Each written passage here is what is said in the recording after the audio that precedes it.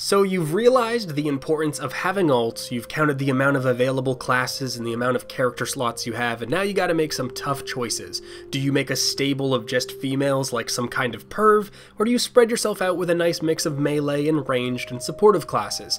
Well, that's up to you. I went full perv, but let me give you some reasons why one of those slots should belong to the Tamer. So, very basic information about the Tamer. The Tamer is a melee class which uses a pet and appearance-wise is stuck in the body of a K-pop star. Instead of utilizing brute strength and hardiness, the Tamer hops around like a crazy woman and avoids attacks with her incredible mobility, which she needs because she's very fragile. She teams up with a demon doggy to play a very hit-and-run style of gameplay.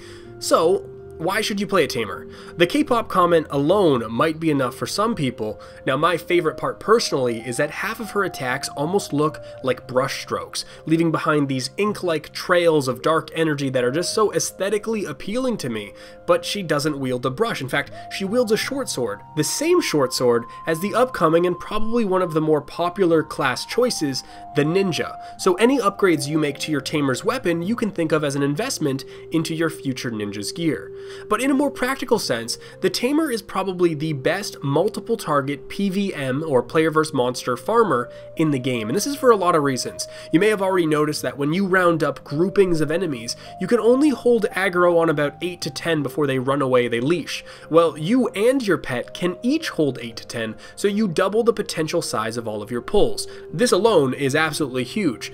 When you outgear or outlevel an area, or while you're leveling up, you also have an ability, Roaring, which can basically kill everything in a very large AoE around you. It's an incredibly powerful skill, and this leads to one-button farming. When you don't quite outgear what you're farming, you're just as capable as other classes. You can just take on more of them at a time, and your character excels in control. You have a lot of crowd control, a lot of stuns. In fact, you have a stun that hits just as big of an area as that roaring ability, and that makes you useful not only in groups but also in PvP, but that's a different topic entirely. At level 49, you are able to mount your demon doggy, and this has a lot of perks. We're still talking about farming, so when you're mounted, you're able to fight in this mounted form. If you are pay to win enough to have some pets looting for you, you can take advantage of the fact that weight limits do not apply when you're mounted on your doggy, so you can farm and farm and farm and farm and pick up all of that loot and run home on your mount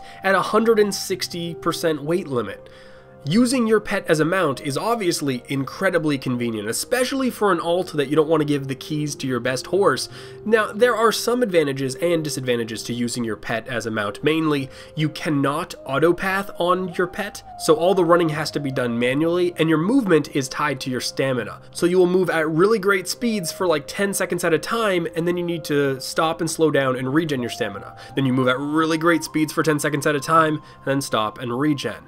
The actual movement speed ends up being about average with my tier 5 horse, but you're able to jump, and you can jump really far. It's actually kind of crazy. This lets you take shortcut paths over cliffs or ridges, and you are basically immune to fall damage. Your pet isn't, and fall damage while mounted applies to him, but if he dies, you just resummon him. This lets you have some spectacular long-distance mountain jumps that cover huge distances, which are pretty fun in their own right, and I think the best of all for somebody who's a little bit forgetful like me is you never have to feed this pet. It's never going to run out of stamina and just like waddle to wherever you need to go. All of this stuff just makes the class a top tier farmer, and I think for a lot of people, pet classes aren't really their thing, but this is almost the pet class for the pet class haters because there is very little, if any, pet management. And just look at the punim of this guy. You want one. So, your next character, think about the Tamer. You might be pleasantly surprised. Until next time, this is Fevir. Peace.